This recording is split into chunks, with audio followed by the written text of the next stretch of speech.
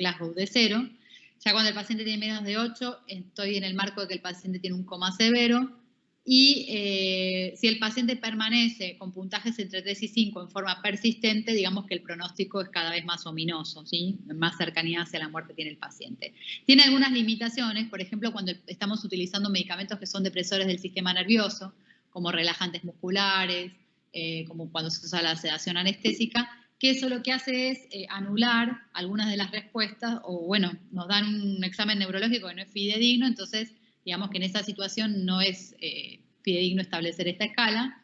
Y también presenta dificultades cuando el paciente está afásico, ya sea por algo secular o por la lesión aguda que tenga en ese momento, porque eso nos aluna la respuesta verbal y puede que no sea representativo el puntaje del nivel de vigilancia que tiene el paciente en ese momento.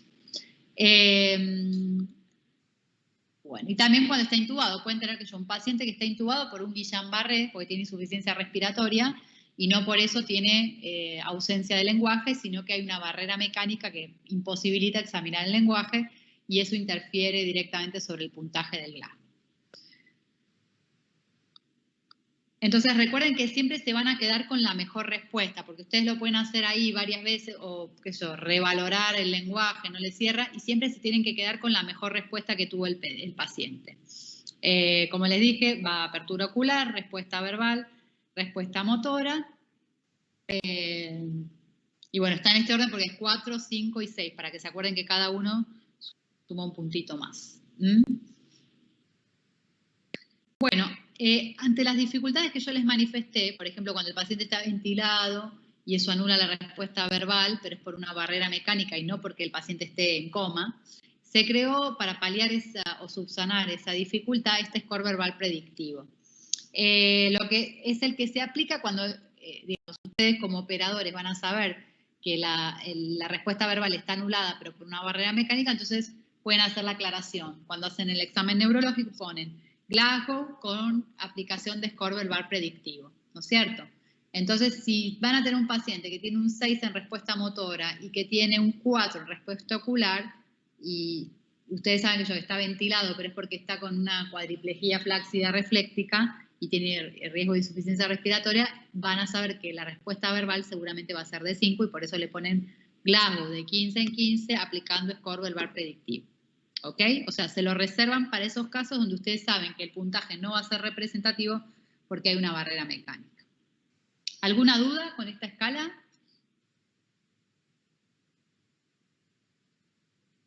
No, pero... El que tenía la duda al principio con la escala de coma, ¿le quedó claro? ¿Sí? Sí, profe. Ok.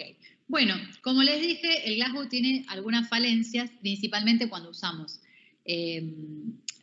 no tiene valor localizador, y lo otro, el tema del uso de la respuesta verbal, que muchas veces nos sobreestima un grado de déficit del paciente y por ahí no es tan fidedigno respecto al estado que tiene el paciente.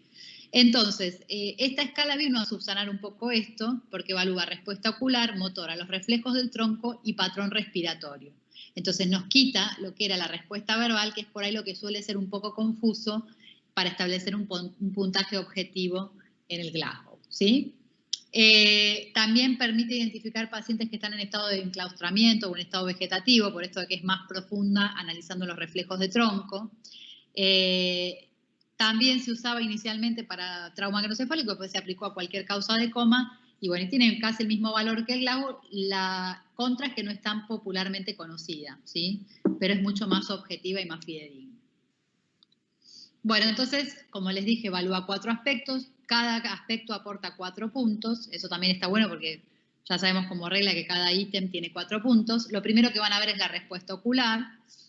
Le van a dar 4 puntos al paciente que permanece con los ojos abiertos y cuando le piden que siga el dedo con la mirada, el paciente cumple con la orden. Si estamos pidiéndole que siga el dedo con la mirada, ¿qué pares craneales estamos examinando con esa orden?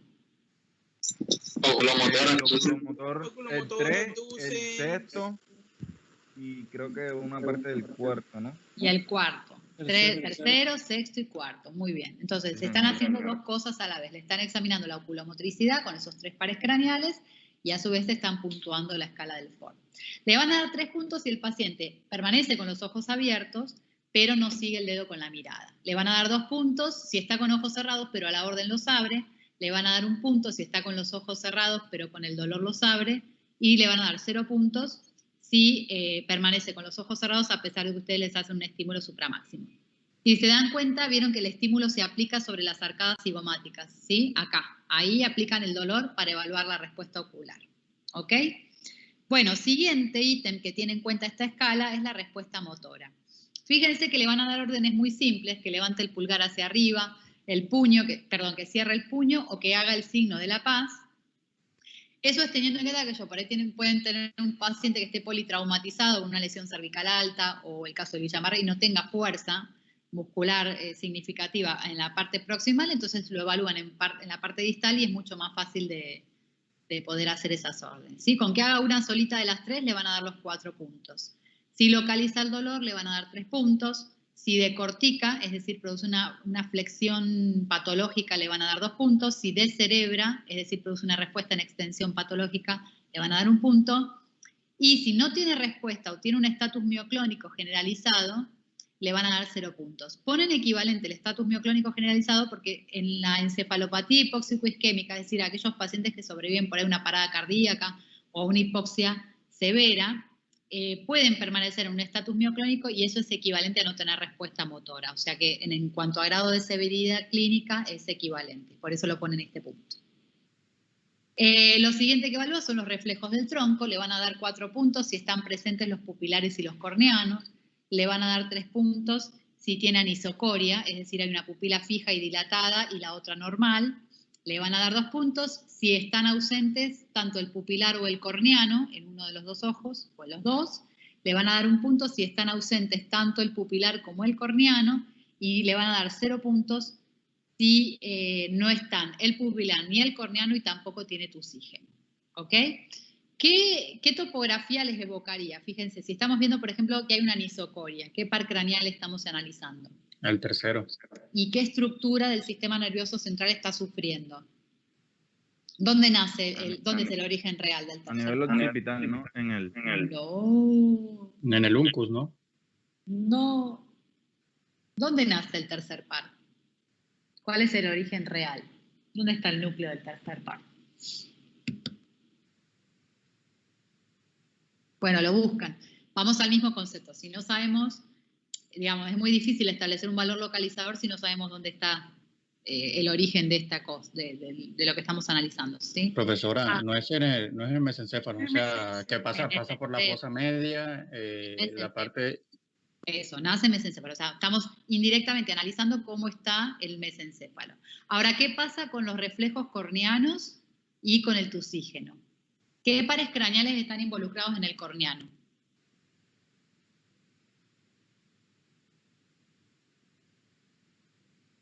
Chan, chan, chan. ¿Quién lo busca rápido? ¿Qué pares craneales intervienen en el reflejo corneano? ¿Qué les parece?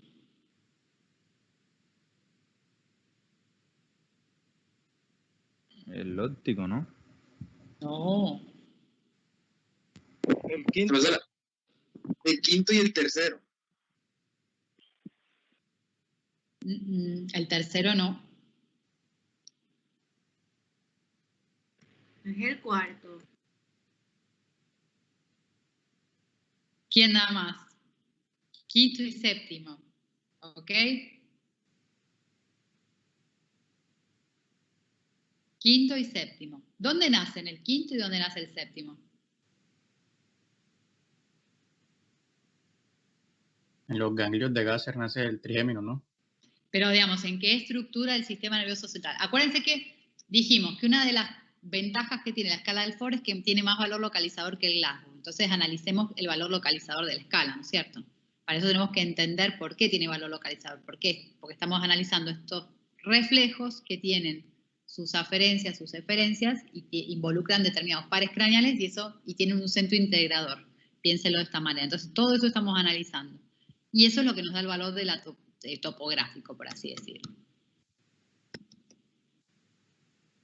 Bueno, busquen entonces. ¿Dónde nace? No nace en el tronco del encéfalo. Claro, en una parte del tronco claramente.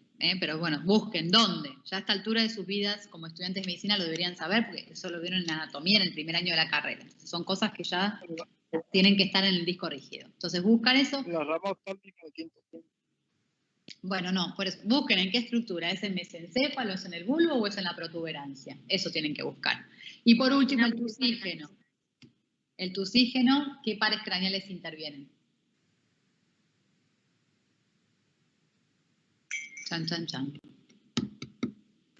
El tusígeno es el del 10º y el 12, si no estoy mal. Exacto, ok. ¿Y dónde nacen esos pares? ¿En qué estructura del sistema nervioso central?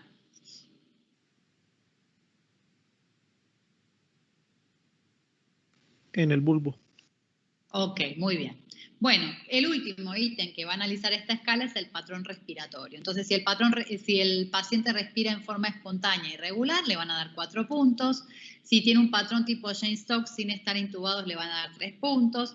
Si tiene un patrón irregular, le van a dar 2 puntos. Si compite con el ventilador por encima de su frecuencia, le van a dar 1 punto.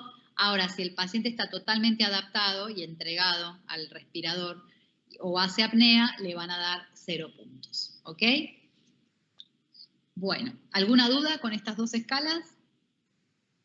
Lo importante es eso, se hacen en forma seriada.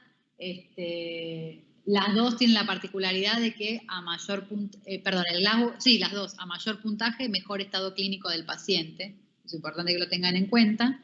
Y las ventajas de la escala del FOR respecto al Glasgow es que anula la respuesta verbal, entonces es un poco más objetiva, tiene más valor localizador porque examina las respuestas de tronco, ¿sí? Entonces eso es importante que lo tengan en cuenta porque son escalas que pueden ser complementarias. Más que nada porque si bien la del Ford es mejor, es menos popular, entonces no es tan conocida. Entonces muchas veces es mejor expresar los valores de las dos escalas, ¿ok? Bueno, por favor, entonces, cuando la reexaminen, ustedes la tienen en el libro, en el capítulo de coma. Ahí la tienen desarrollada. Cuando la vuelvan a rever, por favor, repasen lo del valor localizador de cada subítem de la escala. Una vez que analizaron el nivel de conciencia, podrían determinar el contenido de la conciencia. Recuerden que el contenido va a depender de la indemnidad de los hemisferios cerebrales, que es donde se localizan las distintas funciones mentales superiores. Una escala que podría ser útil para estratificar qué grado de afección tiene mi paciente en sus funciones mentales superiores podría ser el Mini-Mental Test, que si bien fue una escala que inicialmente se ideó para hacer diagnóstico de demencia, después se popularizó y se puede aplicar para cualquier patología que pueda dar alteración de la memoria, del lenguaje y de otras funciones mentales superiores. Para Colombia en particular, porque cada país tiene sus puntos de corte según los niveles educativos, después de la validación interna que se hizo en Colombia, yo les dejé la bibliografía adicional, si el paciente tiene hasta 5 años de escolaridad, el punto de corte es 21, es decir, hay un deterioro cognitivo si el paciente tiene menos de 21. Si el paciente tiene entre 6 y 12 años de escolaridad formal cumplidos, el punto de corte es 24. Y si el paciente estudió más de 12 años, el punto de corte es 26. Y además hay otras consideraciones que son también específicas para población colombiana y es que si el paciente tiene más de 75 años o tiene alguna alteración visual evidente, le van a sumar 2 puntos. Y si el paciente es mayor de 65 años, le van a sumar 1 punto de regalo. ¿Ok? Bueno, entonces, analizando ya puntualmente la escala en sí, tiene 5 preguntas de orientación temporal, 5 preguntas de orientación espacial. Después evalúa memoria inmediata, ¿sí? Y memoria episódica. Le van a pedir al paciente que repita 3 palabras. Las preguntas de orientación son muy simples porque tienen que ver día, año, mes. Para la orientación temporal la más representativa es la del año. Es decir, uno puede, por ahí el paciente estar medio confuso y no saber bien qué día es. Siempre lo más representativo para ver si puede haber un deterioro cognitivo o no es el año. Para evaluar memoria, primero le piden que repita estas 3 palabras, casa, árbol y perro. Eso es también puntualmente para la población colombiana. Y acto seguido van a evaluar la atención. Le van a pedir que haga un cálculo, una sustracción en forma seriada. Le dicen al paciente que por favor haga una sustracción en forma seriada, empezando por 100 menos 7. Al resultado le va a ir restando 7 hasta que ustedes le digan basta. La idea es que le dan la consigna una única vez y el paciente tiene que ir diciendo solito 93, 86, 79, no ustedes repitiéndole a cada rato la consigna, eso no vale, no se puede. Supongamos que el paciente en lugar de decirme 93 me dice 94, en la primera. Entonces, ahí le ponen 0 punto. Pero si después dice, después de haber dicho, a pesar de haber dicho 94, dice 87, está bien, está correcta la siguiente. Por cada sustracción le van a dar un punto, y son 5 en total, entonces justo esa prueba de atención vale 5 puntos en total. ¿Ok? Y analizan cada cálculo por separado, sin repetir ni hacerle acordar cuál era la consigna inicial. Después le piden que se acuerde las 3 palabras que repitió inicialmente, y le dan un punto por cada palabra que dice bien. Después van a evaluar lenguaje, empezando con denominación, le muestran un lápiz y un reloj, y le preguntan qué es esto, y le ponen un punto por cada cosa. Después le evalúan repetición, le dicen que repita esta oración. Si no bajo, entonces usted suba. Después van a evaluar la comprensión. Le van a decir al paciente que tome un papel con su mano derecha, lo doble por la mitad y lo coloque en el piso. La orden la tienen que decir de una sola vez. No es que le van diciendo orden por separado. Ese subítem vale 3 puntos. Y cada ítem, digamos, vale 1 punto, que hacen bien los pacientes. Después van a escribir en una tarjeta, cierre los ojos, se lo van a mostrar al paciente y le van a decir, por favor, cumpla con la orden que dice aquí, pero no lo diga en voz alta, lo lee y lo hace. Y eso es lo que le tienen que hacer. Si el paciente lo lee pero no cierra los ojos, se considera 0 puntos. Para que esté bien hecho, tiene que cerrar los ojos, cumplir con la orden. Lo siguiente es escritura, le dicen al paciente por favor que escriba una frase, para quedarla como correcta tiene que tener un sujeto y un predicado. Si el paciente, por ejemplo, solo pone el nombre o pone un objeto solo aislado, eso se considera 0 puntos. ¿Ok? Y lo último es la visoespacialidad. Le van a poner esta figura al paciente y le piden que la copie tal cual y le van a dar el puntaje, que es un solo puntito, si en la intersección entre las 2 figuras hay una figura de 4 lados, tal cual como están viendo ahí. ¿Ok? ¿Tienen alguna duda con alguna de los ítems en particular del Minimental? ¿Entendieron todos cómo se tiene que aplicar? Bueno, la forma que yo les di es como universalmente se considera correcto. No se puede ser más benévolo. Recuerden que ya, por ejemplo, si tiene más de 65 años le van a regalar 1 punto. Si tiene más de 75 también le van a regalar 1 punto. Y si tiene algún trastorno visual previo, le van a regalar 2 puntos. Ustedes me podrían decir, ¿y qué pasa si el paciente es analfabeto? Bueno, en todas las que son de lectura y escritura le ponen 0 puntos, porque obviamente no va a poder leer ni escribir. Pero recuerden que el punto de corte es más benévolo, porque es hasta 21 puntos, cuando el paciente tiene menos de 5 años de escolaridad. ¿Ok? O sea que lo compensan por ese lado. ¿De acuerdo? Bueno. La siguiente escala que vamos a analizar es el NIH. ¿En qué patología usamos el NIH? Que ya la vimos.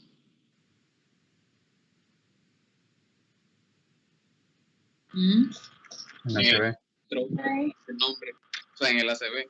En el ACV isquémico, principalmente, pero bueno, ustedes recuerden que cuando la van a aplicar por primera vez, puede que todavía no sepan si el paciente tiene un ACV isquémico o hemorrágico, porque lo pueden valorar cuando todavía no tienen la tomografía cerebral, ¿sí? Puede haber pasado eso. Tiene en cuenta distintos ítems, el nivel de conciencia, la mirada, los campos visuales, si hay o no parálisis facial, las respuestas motoras por separado de los miembros superiores y los miembros inferiores, la ataxia, la sensibilidad, el lenguaje, si hay disartria o no, y la eminatención. El puntaje mínimo es de 0, el puntaje máximo es de 42, a diferencia del resto de las escalas que venimos viendo, acá a mayor puntaje, peor estado clínico del paciente, ¿sí? Y acá un poco la salvedad dice, un stroke leve es menos de 4 y uno grave mayor o igual de 25. Y les hago otra pregunta, ¿qué implicancias tienen estos puntajes de menos de 4 y más de 25 si yo tengo que decidir si voy a trombolizar o no al paciente? ¿En qué me influye, por ejemplo, si el paciente tiene menos de 4? ¿Quién lo sabe?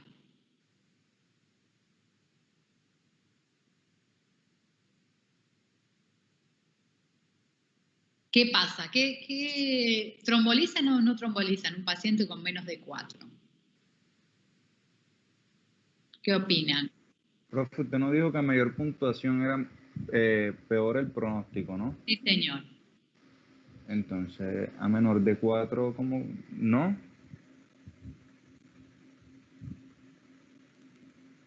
¿Vos crees que no? ¿Quién más? ¿Alguien está de acuerdo con lo que dice el compañero?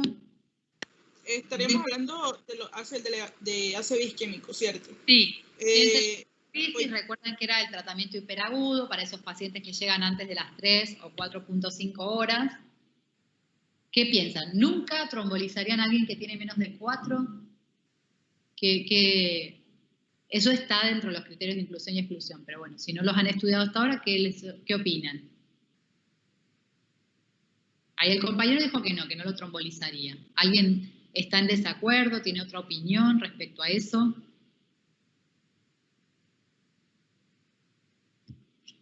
¿Qué opinan? Miren que si no, saco nombre yo. A ver,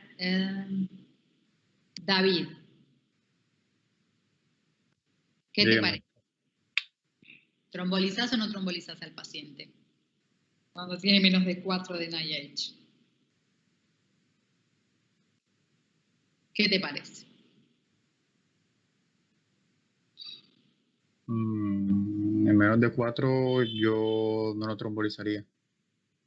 Ok, bueno, forma parte de los criterios de exclusión relativos. Léanlo, el apartado, porque hay veces que sí van a trombolizar a pacientes que tengan un NIH de menos de 4. ¿Sí? Un ejemplo podría ser un paciente que sea conductor de, no sé, de un camión y llega con una hemianopsia. El único síntoma que tiene es una hemianopsia homónima derecha, por ejemplo. Si bien eso no suma más de 4 puntos, pero piensen en un paciente que si trabaja de conductor le llega a quedar como secuela una hemianopsia, va a perder directamente su fuente de trabajo. Porque si tiene una hemianopsia secuelar que no recupera, su campo visual va a estar disminuido y obviamente no va a poder seguir trabajando. Entonces, en esa situación en particular, obviamente trombolizo. Bueno, y ahí sí hay varias, también algunas que tienen que ver solo con afecciones del lenguaje, quedar afásico y puede que el puntaje no sume 4, no es una secuela menor, imagínense perder el lenguaje, que es la forma de comunicarnos, entonces también en esa situación, y por más que no sume numéricamente, sí es una secuela de relevancia. Es decir, entonces, que depende de cómo llega el paciente en cuanto a su cuadro clínico, se tromboliza o no se tromboliza si es menos de 4. Bueno, búsquenlo porque hay criterios de exclusión que son absolutos y hay criterios de exclusión relativos. Entra dentro de los criterios de exclusión relativos. Queda criterio del médico tratante en función de cuánta repercusión puede traer esa secuela al paciente. Básicamente es así. ¿Y qué pasa con los de más de 25? ¿Qué pasa con esos pacientes?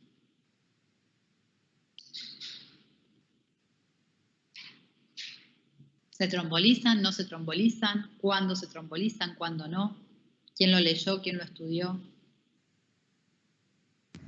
Pues, profe, yo pensaría que depende del ACV que sufra la persona, ¿no? Si es hemorrágico o no lo es. No, si es hemorrágico, nunca se tromboliza, no importa qué puntaje tenga. Claramente la trombolisis no es un tratamiento para el ACV hemorrágico, es solamente tratamiento para ACV isquémico, o sea que tu respuesta muestra que no estamos en tema. Se tromboliza si es un ACV isquémico, si se demuestra que es un ACV isquémico y si no tiene contraindicaciones absolutas que lo pueda, o sea, que puedan evitarlo.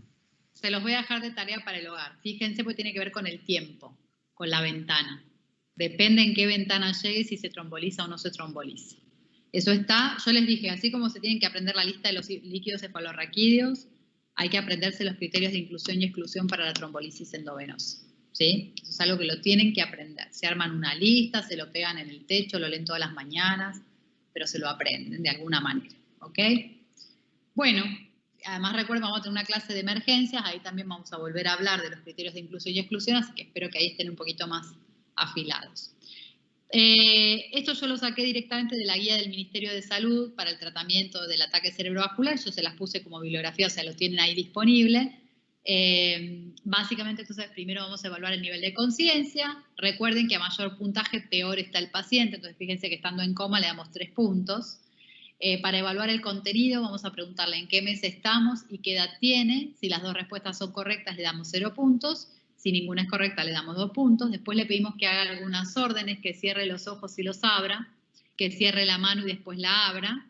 Si hace uno solo le dan un solo punto, si no hace ninguno le dan 2 puntos. Entonces tengan en cuenta eso, siempre a peor respuesta mayor puntaje.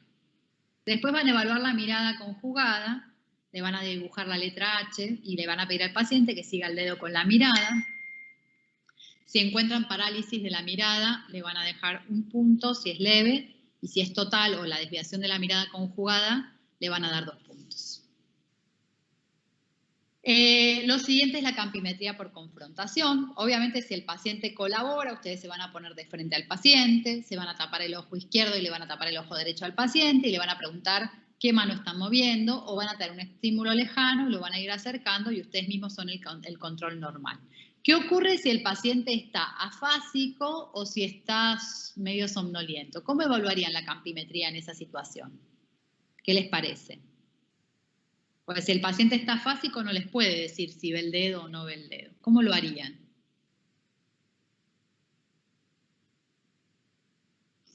¿Qué estrategia se les ocurre? Ustedes que ya rotaron por semiología.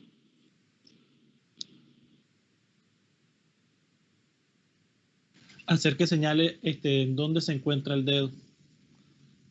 No, porque si está afásico no te va a entender. Pensá que no solamente no puede hablar, sino que la afasia también puede ser de comprensión, entonces no va a entender la orden. Así que tampoco vas a poder hacerlo con eso.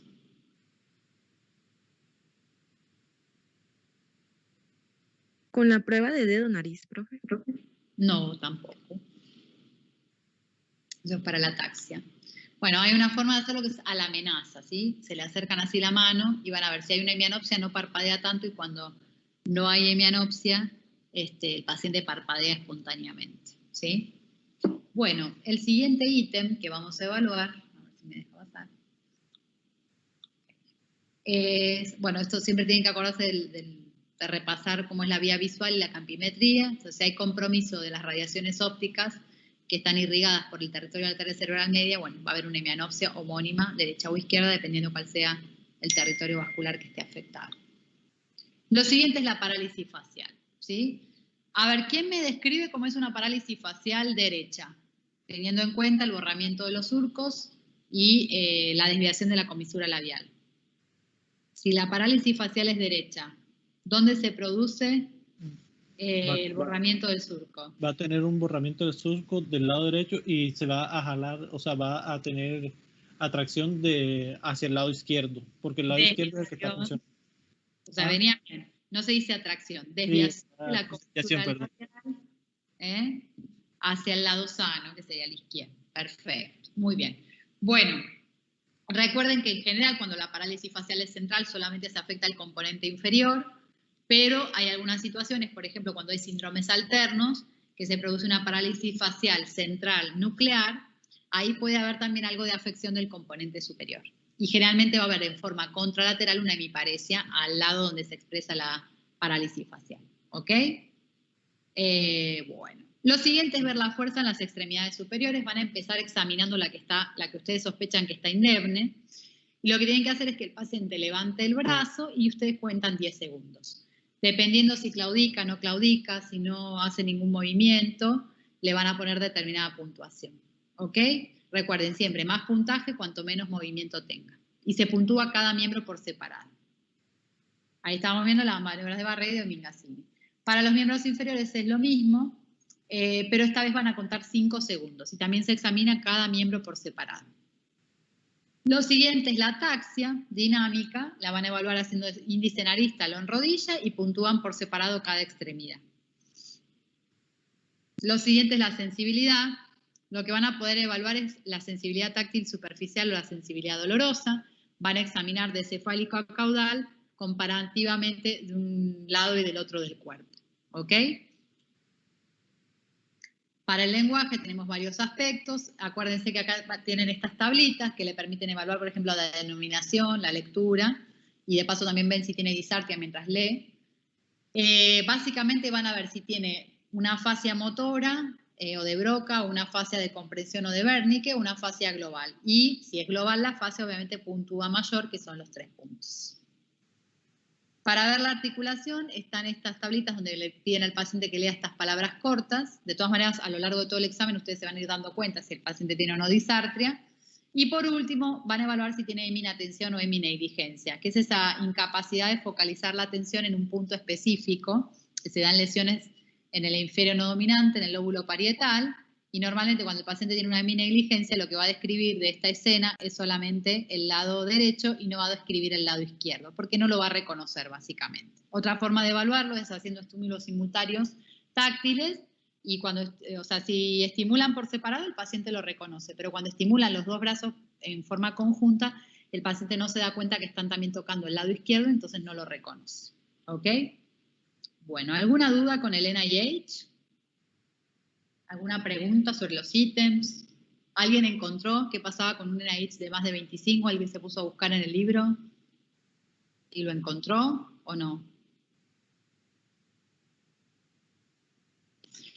Bueno, acá tienen, se anotan ¿cómo es? Esta página, ustedes pueden, yo igual también se los puse dentro de la bibliografía adicional, ustedes pueden crearse su propio usuario y tienen un mini cursito para ver algunos videos donde un docente les explica cómo se examina cada cosa y después ustedes hacen una práctica, les ponen casos reales y ustedes tienen que ir puntuando. Si les va bien, les van a dar un certificadito de que hicieron la certificación en NIH, ¿ok? Entonces les sirve como para practicar. De todas maneras, les vuelvo a hacer la misma, o sea, la recomendación es que pueden agarrar al abuelito, al hermano y practican cada ítem de la escala y de paso lo van internalizando. Bueno, la siguiente que vamos a